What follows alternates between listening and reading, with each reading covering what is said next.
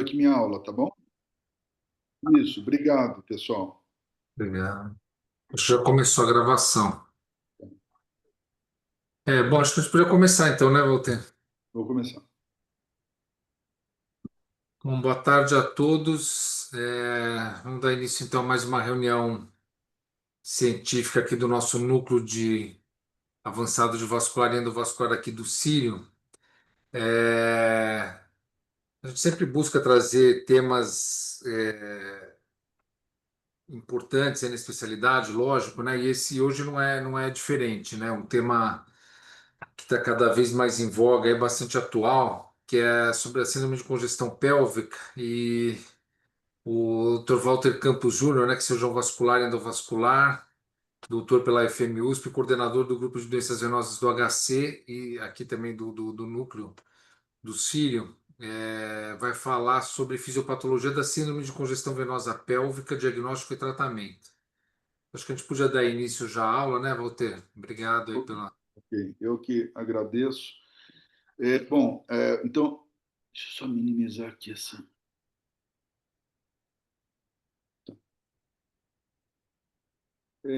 Então, vou falar sobre síndrome de congestão pélvica, diagnóstico e tratamento. Então, a síndrome de congestão pélvica, na verdade, ela foi descrita em 1949 por Taylor. E ele descreveu 32 pacientes que apresentavam dor pélvica, dispareunia, dor na nádega. A cistoscopia aparecia veias dilatadas no trígono vesical. E isso daí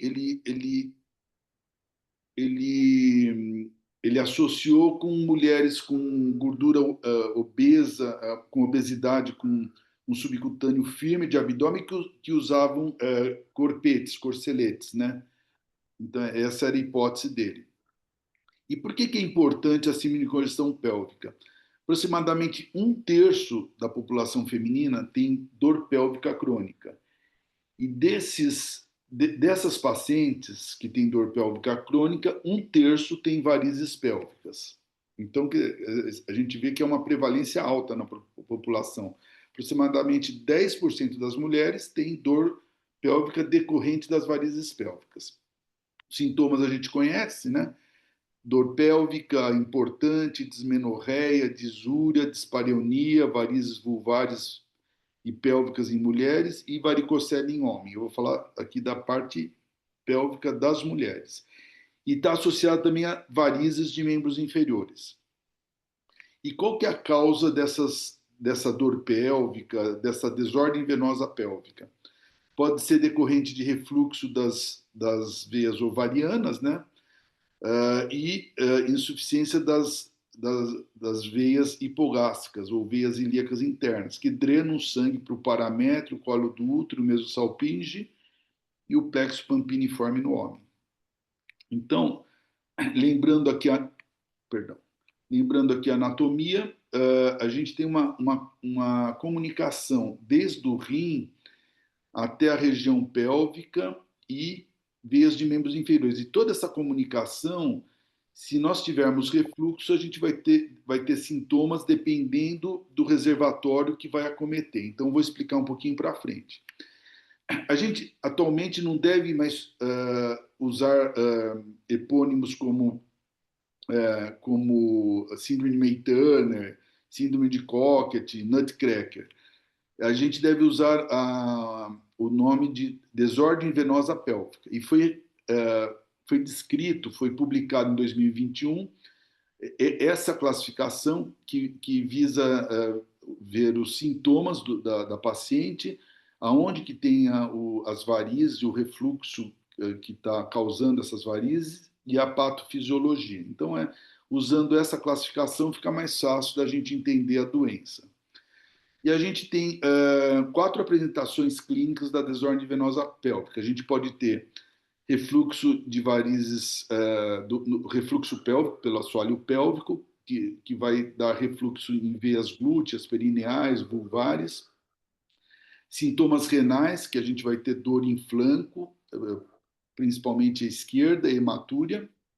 sintomas de membros inferiores, com varizes, dor e edema, e dor pélvica crônica, com dispareunia, dor e disúria. A causa pode ser decorrente de refluxo e obstrução. O refluxo pode ser refluxo pela veia ovariana ou da ilíaca interna. Então, isso seria um refluxo primário. E a obstrução por compressão da veia renal esquerda, que é o nutcracker, né? E a compressão da veia ilíaca comum esquerda, que a gente chamava de May-Turner.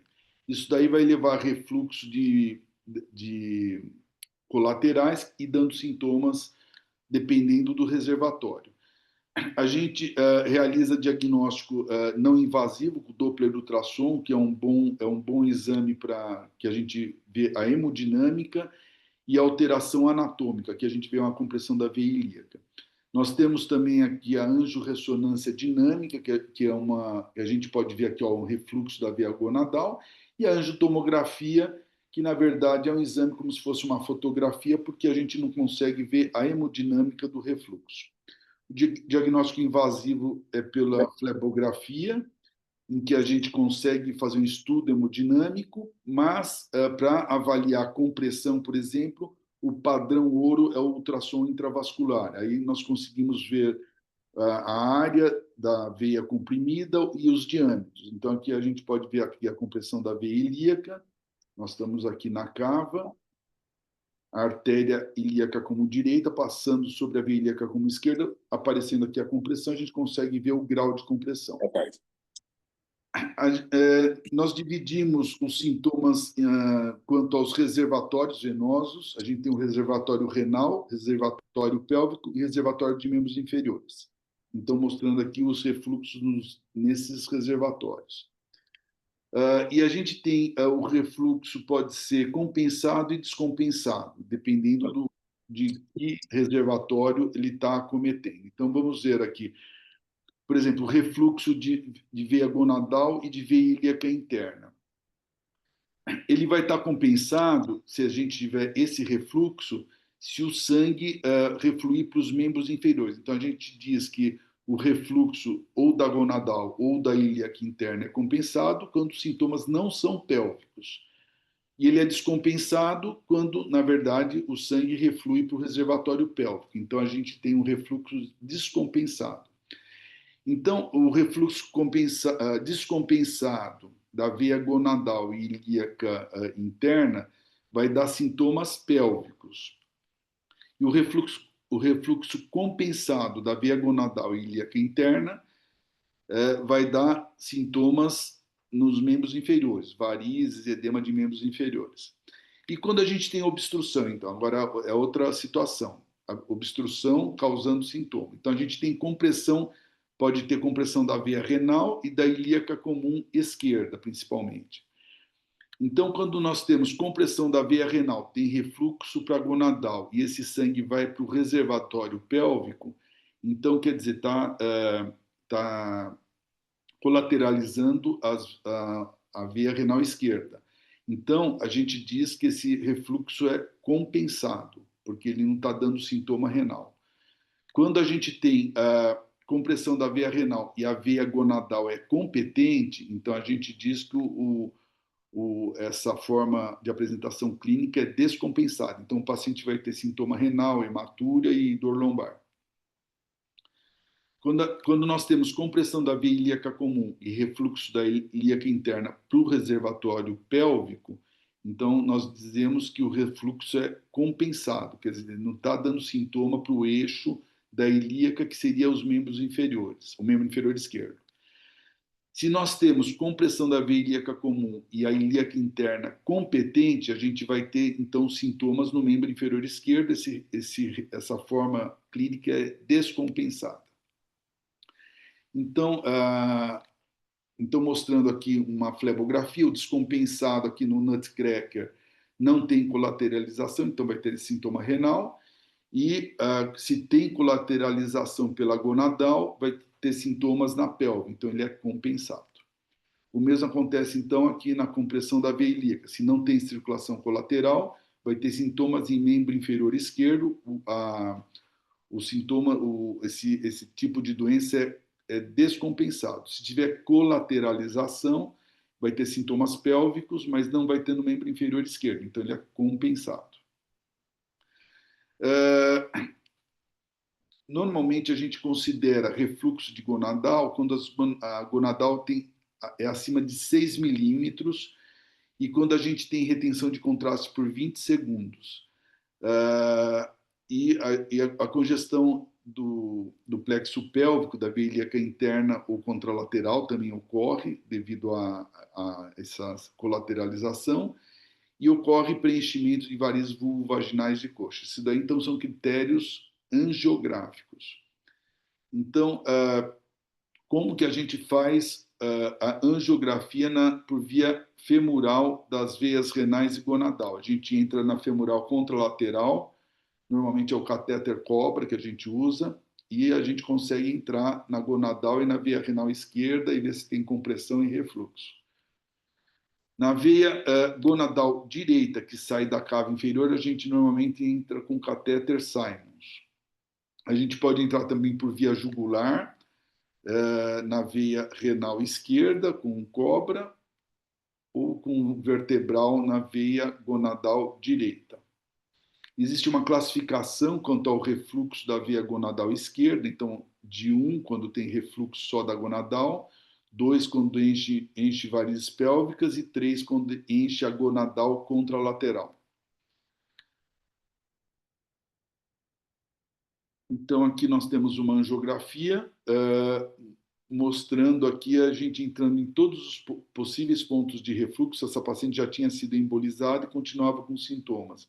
Então, a gente estudou aqui a ilíaca interna direita, a gente injeta, mas vê que não são veias anômalas, né? Uma circulação colateral normal, não tem dilatação.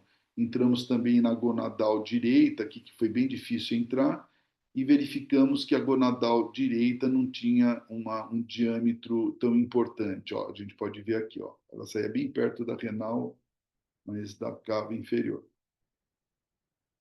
Aqui nós temos um paciente com uma compressão da veia ilíaca comum esquerda, então a gente faz esse tipo de estudo angiográfico. Ele tinha uma gonadal esquerda dilatada, aí foi submetido também à angiografia gonadal e verificamos um refluxo da gonadal, enchimento de varizes pélvicas. Como esse paciente tinha compressão, normalmente o protocolo do nosso serviço era tratar a compressão antes da embolização.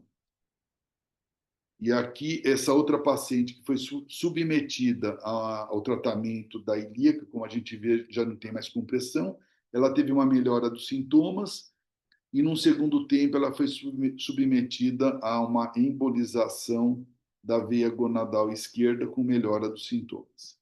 A gente pode ver aqui a embolização. Então, normalmente... Um minutinho só. Normalmente, a gente realiza o tratamento dos pontos de compressão e refluxo, dependendo do que a gente acha na angiografia. Então, na síndrome de quebra-nozes, deve existir uma alteração de pressão entre a veia renal esquerda e a cava. A gente verifica um refluxo da gonadal, né? Então, isso a gente pode ver através do exame não invasivo e com angiografia. Isso é o que nós vemos aqui, então, uma compressão importante da renal esquerda com refluxo da veia gonadal. Então, essa paciente foi submetida a uma colocação de stent da veia renal esquerda e embolização da gonadal. Não é a colocação de stent em veia renal esquerda, não é a melhor opção pelo nosso ponto de vista.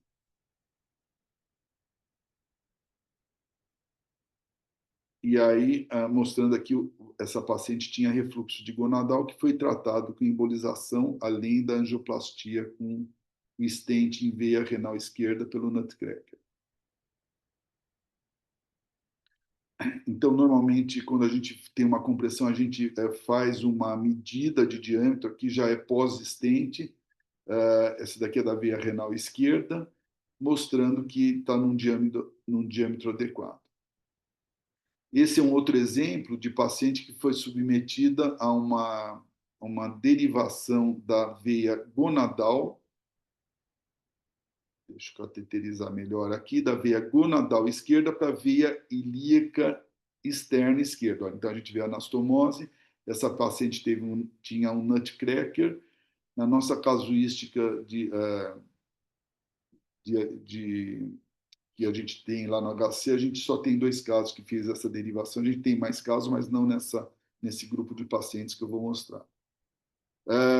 Para estudar o refluxo do assoalho pélvico, a gente pode utilizar um catéter na ilíaca interna com um balão e injetar o contraste para ver se tem refluxo nos pontos de fuga do assoalho pélvico.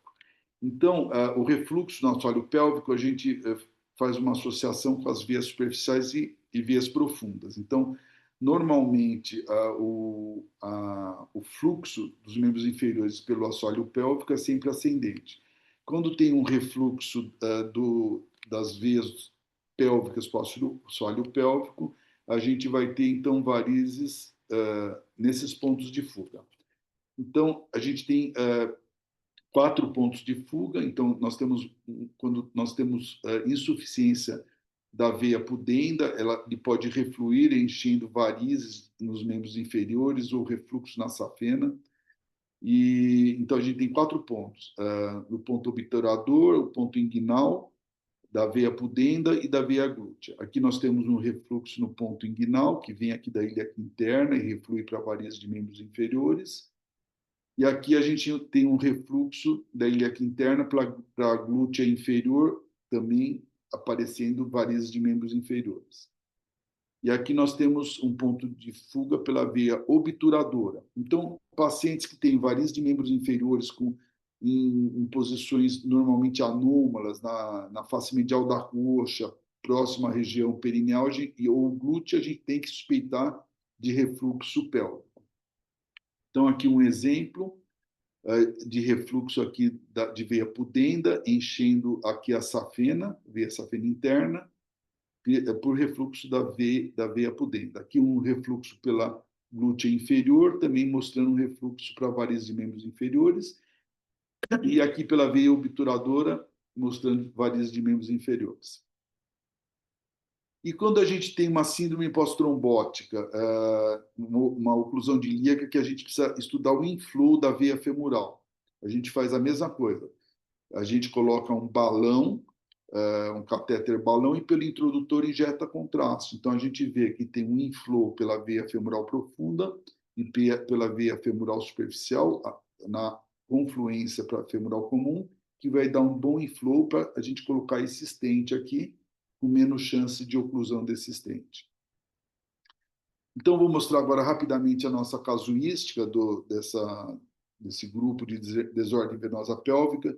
O professor Pedro fez junto com a ginecologia, o Marcos Messina, que toca com a gente lá, e o Vinícius Bertoldi. Então, até agora são 7, e um segmento de mais de 6 meses. Então, 7 pacientes apresentavam refluxo, e 25 apresentavam obstrução. Então, vamos ver o que a gente fez. As 7 pacientes que apresentavam refluxo foram submetidos à embolização da gonadal. Os que tinham obstrução, 24 apresentavam compressão da veia ilíaca comum esquerda, e 1 apresentava compressão da veia renal esquerda. Desses 24 que tinham compressão da veia ilíaca comum esquerda, 15 foram submetidos à angioplastia, e desses 15, 3 foram submetidos à embolização da veia ilíaca interna esquerda, porque a gente achou que tinha um refluxo muito importante, apesar do tratamento só da compressão. 8 foram submetidos a angioplastia, tiveram uma melhora dos sintomas, depois de alguns meses tiveram piora dos sintomas. Então, foram submetidos à embolização da veia gonadal. Um paciente foi submetido a uma derivação, a uma angioplastia da veia ilíaca e mais uma derivação da veia gonadal para a veia ilíaca externa. Esse paciente que tinha compressão da veia renal, aqui a gente realizou o bypass da gonadal para a ilíaca externa. E desses 15 pacientes que foram submetidos à angioplastia da veia ilíaca comum, uma das pacientes evoluiu com oclusão da ilíaca contralateral e foi submetido à trombectomia e um kissing stent para tratar essa complicação iatrogênica. Então, dos 15 pacientes que foram submetidos à angioplastia, após 6 meses eles tiveram uma melhora importante e seguiram assim com essa sintomatologia. Isso daqui é a avaliação por a escala analógica de dor. Então, após 6 meses, a gente pode ver aqui que todos os sintomas que a gente perguntou tinha melhora importante.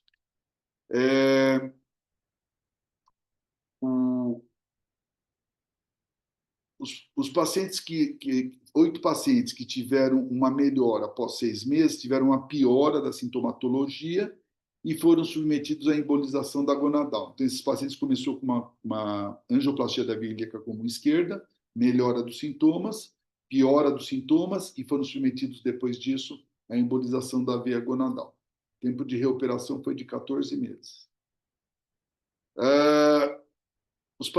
7 pacientes foram submetidos à embolização de veia gonadal e mais espuma de polidocanol nas varizes, com uma melhora importante dos sintomas e permaneceram assim ao longo do tempo. 2 pacientes que foram submetidos a uma derivação de gonadal, um dos pacientes teve oclusão do estente da veia ilíaca e que ficou ocluído e teve oclusão desse bypass de gonadal. E o outro paciente teve uma melhora importante da derivação da gonadal pelo nutcracker e continua assim. Então, como conclusão, o tratamento do distúrbio venoso pélvico deve sempre ter como alvo a causa, então a gente deve estudar e ver qual que é a causa. Apresenta uma fisiopatologia complexa e múltiplas causas. O tratamento deve ser escalonado, exames como ressonância magnética, angiotomografia, ultrassom e o AIVOS, e angiografia são úteis na escolha do melhor tratamento. 1/3 das angioplastias da veia ilíaca comum esquerda tiveram que ser submetidos à embolização da gonadal no segundo estágio. O refluxo primário da veia gonadal apresentou excelentes resultados só com a embolização, e o bypass de gonadal apresentou um resultado favorável em um paciente que teve aquela complicação que eu citei, que incluiu o bypass e o stent que a gente tinha colocado na veia ilíaca comum. Era isso que eu tinha para apresentar. Desculpa se estendi, deixa eu ver quanto tempo. Deu uns 20 minutos, mais ou menos. E estou aberto aí a avaliação. Aí o Eduardo, se quiser. Quer apresentar o Eduardo, Zerati? Apresento. Obrigado, Walter. Parabéns aí pela apresentação. Vou chamar para comentar, para debater, o doutor Eduardo Vieira da Mota, também doutor pela Faculdade de Medicina da USP e coordenador do Núcleo de Saúde da Mulher do Hospital Sírio-Libanês. Obrigado, Mota, pela disponibilidade aí, pela presença na reunião. A palavra é sua aí para os comentários. Obrigado, Mota. Não, eu que agradeço o convite e queria parabenizar o Walter, porque assim, a apresentação é muito boa, bem abrangente, bastante completa. Assim, o grupo do HC tem uma experiência cada vez maior em relação a isso, e aí eu gostaria de mencionar o Marcos Messina, que é meu colega do HC, que está bastante envolvido com relação a isso.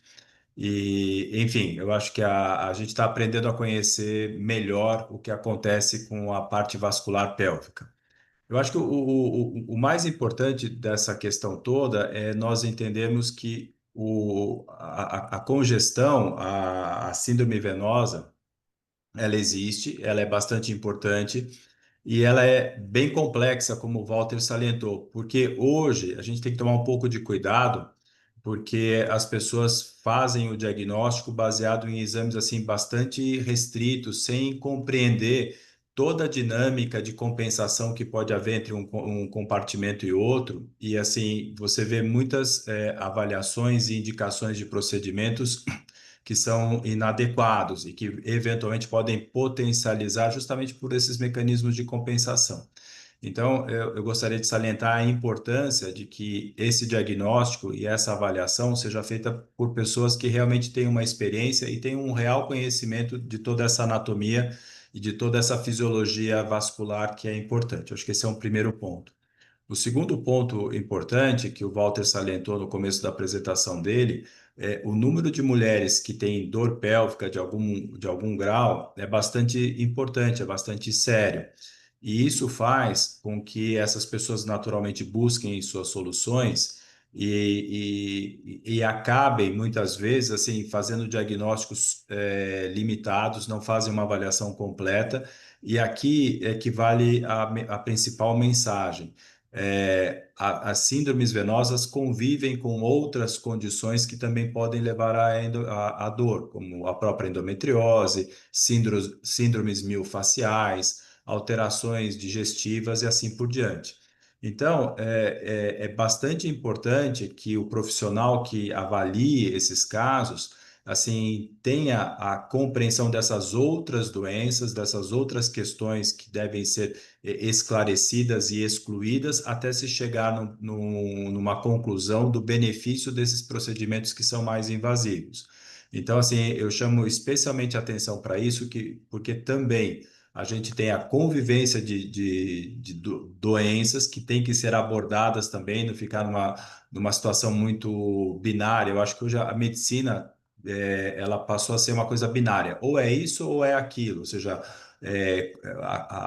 o equilíbrio das coisas, entender que as coisas convivem, você pode ter uma apresentação maior de uma doença do que outra, mas a gente tem que entender o paciente como um todo, a gente está esquecendo um pouquinho disso. Então, é só salientar a importância dos diagnósticos diferenciais e da possibilidade de você ter doenças convivendo, para que a gente tenha uma melhor abordagem terapêutica dessas pacientes. Então, o cuidado do diagnóstico ser feito por pessoas realmente habilitadas nisso, não ficar baseado num ultrassom pélvico que diz que a paciente tem varizes pélvicas, por exemplo. Acho que isso é bem superficial para se chegar a um diagnóstico. E não e sempre lembrar de avaliar todas as outras hipóteses diagnósticas, um exame clínico detalhado, uma avaliação boa de assoalho pélvico, uma avaliação boa de imagem para outras doenças, é bastante importante isso. E ter esse diálogo com o paciente, ou seja, fazer com que a paciente compreenda que essa é uma situação da dor multifatorial e que eventualmente a gente vai abordar um dos aspectos, mas outros também têm que ser abordados, para não levar a uma situação de frustração com o resultado. Assim, às vezes a pessoa tem uma melhora, mas ela se frustra porque ela gostaria de uma melhora maior. Acho que eram essas as mensagens e parabenizar o material do Walter, que é muito bom. Então, Eduardo, acho que a gente sempre tem que estar ligado na decisão com o ginecologista, né? Porque, como você falou, tem outras causas de dor pélvica, né?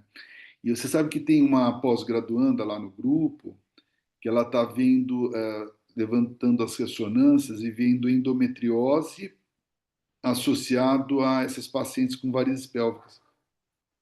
E parece que assim, nesse grupo, né, que a gente tem, parece que a prevalência, a incidência da endometriose associada a varizes pélvicas, eu acho que é mais alta do que na população. E porque eu acho que deve ter, e tem também algumas publicações que mostram fatores inflamatórios, interleucina 6, proteína C reativa, que a gente vai tentar fazer isso também, dar uma estudada nisso. Por estase venosa, deve ter uma inflamação, como tem em vários de membros inferiores, né? E É, eu, qual que é a prevalência de endometriose na população normal, assim?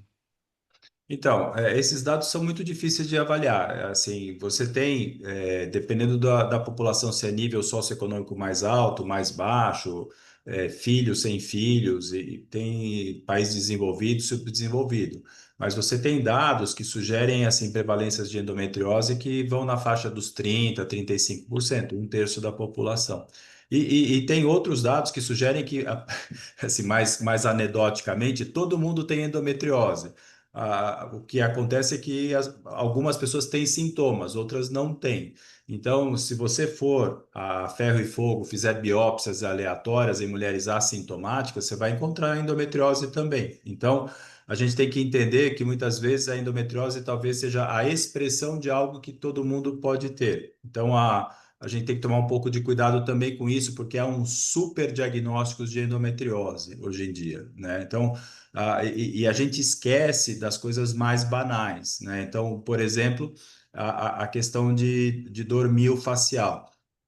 O que não faltam são os jovens hoje que não fazem atividade física, sedentários, postura inadequada, obstipados porque tem uma dieta ruim, tem um hábito miccional inadequado porque segura muito a urina. Então, assim, você tem vários outros fatores que vão colaborando para contrações musculares pélvicas e, eventualmente, você atrapalha o fluxo vascular também. Enfim, eu acho que tem todo um conjunto de eventos que a gente tem que estar atento. Só lembra que a gente abriu, né, a discussão para quem está acompanhando a reunião, né, se quiser fazer alguma pergunta, ou entra direto ou levanta a mão. Eu vi que o André levantou. Eu só quero aproveitar para não perder o gancho nisso que a gente está falando das outras causas, da concomitância com outras condições ginecológicas, aí na endometriose, mioma, essas síndromes miofaciais, doença inflamatória pélvica. Quero perguntar para o Mota assim, o quanto que a gente consegue assim diferenciar do ponto de vista de apresentação clínica uma coisa em relação aos sintomas da paciente, o quanto é atribuível a. É muito complicado você atribuir, né? Esse paciente tem sinais de congestão pélvica venosa, mas o sintoma é mais característico de endometriose. A apresentação clínica dessas outras condições, ela está muito Então, relacionada aí, eu parecida acho que, Gerardo, com. você tem uma sobreposição de sintomas que é bastante difícil. Mas, por exemplo, num exame clínico em que você faça um toque, você perceba que no fórnice vaginal posterior você tem um enduramento do ligamento uterosacro, você tem pontos de gatilho no seu exame clínico, isso sugere uma doença menos venosa. Aí você tem a clínica aqui ajudando bastante. Você põe a paciente deitadinha, levanta a perna, melhora o retorno venoso dela, ela melhora aqueles sintomas. Então, eu acho que você trabalhar com essa parte clínica é bastante importante. E o segundo ponto é que você pode fazer tratamentos empíricos. Então, você pode eventualmente tratar uma endometriose empiricamente, ponderando sobre isso e observar o quanto de melhora clínica o paciente tem. Então, acho que assim sempre que você está diante de um procedimento, de uma intervenção que tem a sua morbidade, tem as suas restrições, vale a pena discutir com o paciente assim medidas mais conservadoras empíricas para ver o resultado, né? Eu acho que isso tem todo sentido. Antes de passar Andrés? antes de passar Desculpa. para o André, um minutinho só. Assim, a dispareunia, o Eduardo me corrija se eu tiver, mas é o que a gente tem de consenso lá no grupo. A dispareunia da síndrome de congestão pélvica normalmente é no final da relação por aumento de fluxo, né, sanguíneo, e com dor até no dia seguinte. Da endometriose, acho que é mais de penetração, né? A É, dor. o que acaba acontecendo é que assim, os ginecologistas antigos chamavam síndrome do pote cheio. Então, com estímulo sexual, você vai tendo uma congestão pélvica, porque você tem uma circulação aumentada, e isso vai levar ao desconforto ao final da relação sexual, que permanece. Enquanto que o da endometriose, você tem uma área inflamada que você toca pela manipulação sexual e dói naquele momento. É mais ou menos essa diferenciação. E a dor pélvica melhora com o repouso. A paciente tem mais dor no final do dia, porque as varizes enchem, e aí a paciente fazendo repouso melhora, como se fosse varizes de membros inferiores mesmo. Isso. Vai lá, Zera, coordena aí que. O André acho que levantou a mão, depois tem mais outros dois colegas querendo a palavra, André? Oi, desculpa eu não consegui entrar no começo, eu tô meio entre uma cirurgia e outra, mas eu conheço a aula do Walter, o material é excepcional, gostei muito dos comentários do Mota, vou ficar feliz que essa reunião fica gravada, então eu posso rever sempre. e vou fazer umas perguntas que, em parte, eu sei as respostas, mas eu acho que são boas para a gente discutir. A primeira coisa, usando o acrônimo VOMIT, né, que não é minha invenção, a gente tem pacientes hoje que são vítimas, né, Victim of Medical Improvement Technology, né, isso é o tal do VOMIT. Paciente assintomática, com varizes pélvicas grandes, qual é a posição de vocês, né? Ou pacientes dessas que vão precisar ser submetidos a uma cirurgia ginecológica com varizes pélvicas, mas que não tem sintoma, porque é uma coisa que vai acontecendo. O aumento do diagnóstico, né, o método de imagem melhorou, então de pinçamento aortomesentérico, né, de nutcracker, ou até de Cocket, né, de May-Turner, na verdade, que é sem trombose, de compressão da veia ilíaca muito importante, gerando varizes pélvicas, em doentes assintomáticas. A gente vê isso, né? Ou muito jovens. Então, até que ponto a gente deve interferir nisso? Né? Eu já tenho até uma posição, mas quero ouvir todo mundo. E vou deixar para o Mota, né, para ajudar a gente numa pergunta, que é o seguinte: quanto dessas pacientes, às vezes que você está em dúvida de sintoma se é A, B ou C, se é daqui ou dali, não vão melhorar com uma esterectomia, né? Que aí você tira várias causas de dor naquele momento, ou pode tratar várias causas de dor. Lógico que eu não estou falando de mulheres em idade fértil que queiram preservar a sua função reprodutiva ou o útero. Obrigado.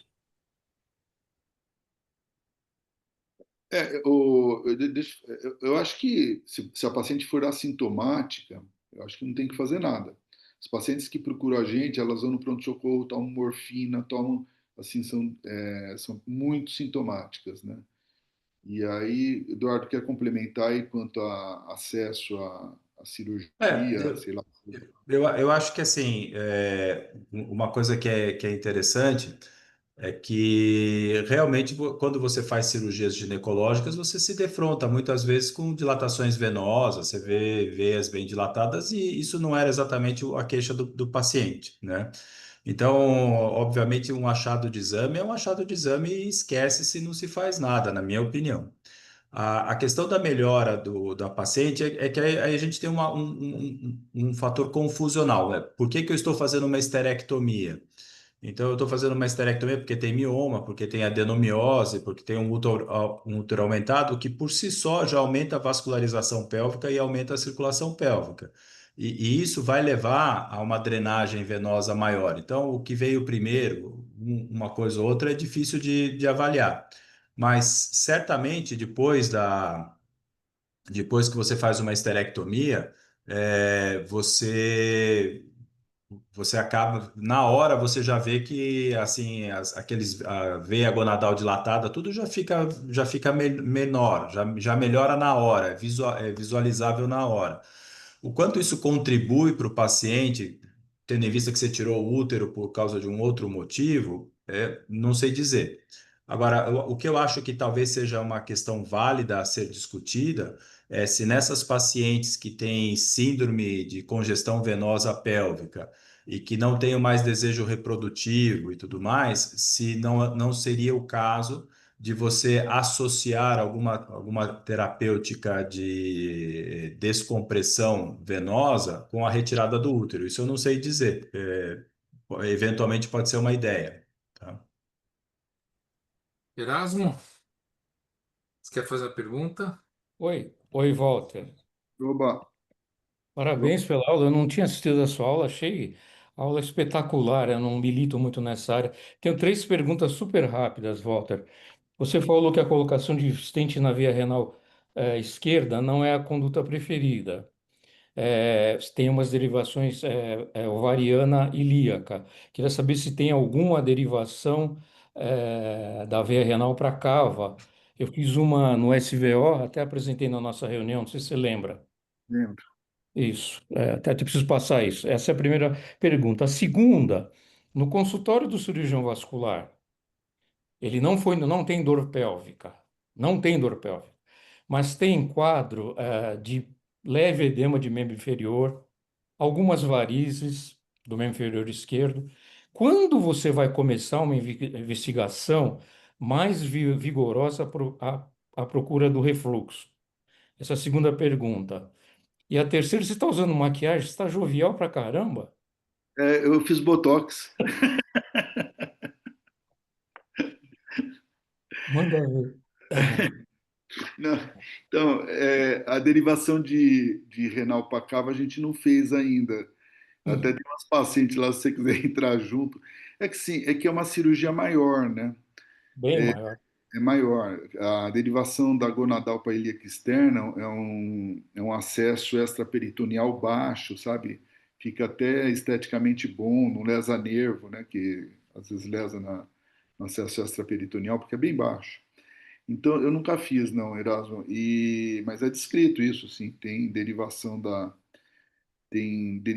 renal para cava, tem enxerto de safena da renal para cava. Inclusive, tem criança com hematúria, que eu levantei a literatura, criança com hematúria em nutcracker, que o cirurgião pediátrico fez uma valvulotomia porque não tinha. Porque, assim, quando tem derivação para gonadal, acho que resolve o problema da renal. Então, para de ter hematura, vai ter sintoma pélvico. E a criança tinha hematura, acho que é importante. O cirurgião pediátrico fez uma valvulotomia da gonadal e fez uma derivação da gonadal, acho que para cava, para salvar o rim da criança, né? E o que mais que você perguntou? Um dos membros inferiores. Quando você Então, vai aprofundar a investigação? é assim, se tem edema unilateral, você pode pedir um Doppler venoso, que não é um exame invasivo, né? E que normalmente tem uma sensibilidade e especificidade boa. Agora, se for um edema discreto, com varizes de membro inferior esquerdo, é discutível se você deve, por exemplo, o que eu acho que deve, um refluxo de safena importante, edema de membro inferior esquerdo e uma compressão da ilíaca. Acho que tem que operar as varizes antes. Se melhorar a insuficiência venosa do membro inferior esquerdo com as varizes, ok. Se não tiver melhor, tiver uma pior, aí pensar em tratar a veia ilíaca se for muito sintomático, né? Não é qualquer um que a gente vai colocar stent, né? Ok, obrigado. O Marco Cuoco deixou uma pergunta aqui no chat. Ele perguntou se tem associação entre desordem venosa pélvica e insuficiência cardíaca. Sabe alguma coisa a respeito disso, Walter? Insuficiência Não, cardíaca com desordem venosa pélvica? não sei nada. O que eles estão tentando associar é com endometriose, com a doença inflamatória de sigmoide, porque dá uma estase venosa e parece que tem um aumento de fatores inflamatórios, mas não tem nada assim realmente, né, com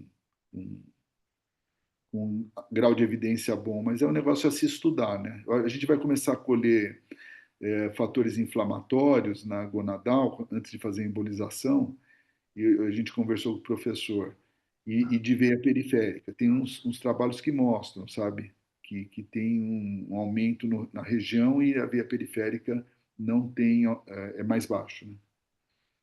Você falou do paciente pediátrico, acho que não tem um mês, acho que alguma dessas revistas aí me mandou um artigo para rever no paciente pediátrico também, que foi tratado com aquele reimplante da veia renal, né? Era uma compressão de veia renal, né, no espaço ortomesentérico, fiz um reimplante num paciente pediátrico, né? Porque Eu acho que também vou perguntar uma outra coisa também para o Mota, porque além da concomitância, né, de congestão venosa pélvica com outras condições ginecológicas, se além da concomitância pode ter interação no sentido assim, por exemplo, sei lá, paciente com doença venosa pélvica tem mais risco de ter endometriose, ou uma endometriose, por exemplo, mais sintomática, se além da concomitância pode ter alguma relação de. E também até no tratamento, né? Às vezes você vai tratar uma paciente que se atribui o sintoma mais à endometriose, mas essa paciente tem varizes pélvicas, se isso atrapalha de alguma forma o tratamento É que eu dessas acho que pacientes do ponto de vista acho que uma cirúrgico. questão que existe, Zerati, é o seguinte: as pacientes que têm endometriose geralmente são mais jovens, né? geralmente nuligestas. Então, o que acaba acontecendo é que há endometrioses mais severas e geralmente são nessas pacientes que já vêm desde a adolescência e tudo mais. Então, elas acho que não tiveram nem tempo de envelhecer o vaso sanguíneo para ter alguma dilatação, alguma coisa desse tipo. Então, eu desconheço o número para te dar essa resposta, mas eu acho que são populações um pouquinho diferentes. A gente, quando pega a síndrome da congestão pélvica, você geralmente está numa faixa de idade em que o pico é um pouco mais velho do que as pacientes mais sérias do ponto de vista da endometriose, né? Acho que você tem dois picos ali de incidência, né? Porque entra o fato de ter gravidez pregressa, entra o fato no tipo de parto, parto normal, essas coisas todas que também o próprio esforço do parto é uma situação de congestão venosa, né? Ah, legal, obrigado. Acho que Eu chegou acho que mais uma pergunta aqui no chat, acho que do o Marcelo André, Almada. o Ah, André desculpa. levantou a mão, Zerati, antes. Quem? O André Extensor. O André, acho que ele estava com a mão levantada. Eu levantei de novo. Levantou de novo? Então, faz tua Peraí. pergunta, então depois eu faço a do chat do Marcelo. Tá, só um segundinho. O que eu queria levantar é o seguinte: o Walter comentou dos casos pediátricos, né? De que derivou e etc. Eu tenho algumas observações nisso. Outro dia atendi uma colega, também com nutcracker, que tinha hematúria desde a adolescência e que, depois de mais velha, começou a apresentar dor. Aí acabou Ih, fala. até com um mecanismo externo, mas a gente pode discutir isso depois. E o que aconteceu foi o seguinte: ela melhorou imensamente da hematúria, praticamente sumiu e continuou com a dor. E aí, André, deu uma falhada. Você fez o quê? peraí. Não, eu não fui eu que fiz. Ela veio com a. Espera só um pouquinho, vamos ver se melhora. Vamos. Ela veio com uma queixa. Veio não, ela tinha uma queixa de hematúria desde a adolescência e dor começou a aparecer já na idade adulta. Aí ela operou e alguém descomprimiu esta veia, envolvendo ela com stent, cirurgia meio híbrida com robótica e tal. Ela sumiu a hematúria e manteve a dor. Daí eu vim para a minha pergunta que eu sempre me faço e já fiz para alguns nefrologistas. Se a hematúria é critério, porque eu nunca vi ninguém com disfunção renal por hematúria, e nem os nefrologistas para quem eu perguntei viram. Como se, essa pessoa tinha uma hematúria de 400 mil, quer dizer, não era pouco. Então, assim, eu não sei se, quando você falou da criança, você falou, foi operado por hematúria. Eu fico com essa dúvida. Eu acho que hematúria também não é um critério de indicação, talvez seja um critério de diagnóstico. André, Eu não sei a experiência de vocês. não, André, tem o nosso ex-residente, o Sérgio Belzar, que estava no serviço, me ligou. Um paciente de, acho que, 14 anos com hematúria franca. Aí ele entrou com o catéter na artéria renal esquerda, achando que fosse uma malformação, alguma coisa. Não viu nada. Aí ele entrou com o catéter na veia renal esquerda, tinha uma compressão importante e o paciente com hematúria, anêmico e tal. Anemia aguda, né? Aí ele chamou o urologista falou, isso daí nós vamos fazer uma nefrectomia, o paciente estava hipotenso e tal. Aí ele me ligou, ele falou, vou colocar, o que você acha? Vou colocar um stent de 12 milímetros lá. E colocou. No dia seguinte, o rapaz parou de sangrar. Quer dizer, eu não sei, assim, eu acho que é raro ter casos dramáticos assim, mas pode acontecer, né? E ele tem um segmento desse menino, acho que de uns 4, 5 anos, e o stent está funcionando, o moleque está crescendo, que é outro problema também, né? Então, acho que existem hematuras muito francas que têm indicação de fazer alguma coisa, porque senão o paciente perde o rim, né? Agora, quanto à perda de função renal, realmente eu acho que é bem discutível isso, né? Tem uma outra pergunta aqui do chat, do Marcelo Almada, que é um colega que está acompanhando a gente lá da Argentina. Ele está na Argentina Ele pergunta, acho talvez para o Walter, né, se ele encontra relação entre síndrome de congestão venosa pélvica e radiculopatia, teoria dos nervos anjo-guiadores do professor Guillot na França. Você já viu alguma paciente com síndrome de congestão venosa pélvica aí, ou sabe de alguma relação de congestão venosa pélvica com radiculopatia?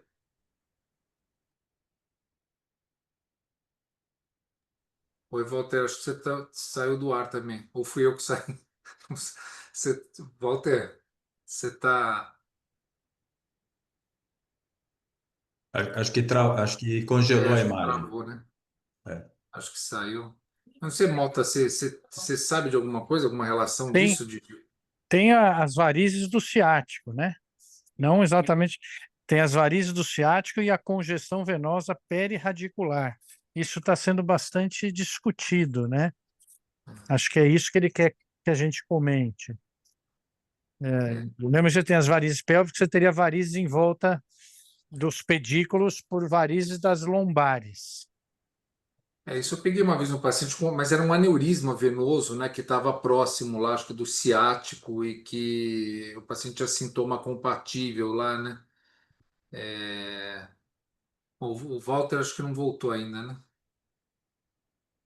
Eu desconheço.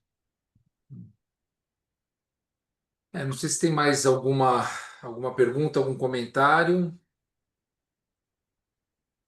Então, É, acho que dá para encerrar, né, agradecendo então o Walter pela aula, parabenizar também, né, pela aula bastante didática, agradecer o Mota aí pela disponibilidade de estar com a gente aí, uma referência aí que a gente tem na, na ginecologia.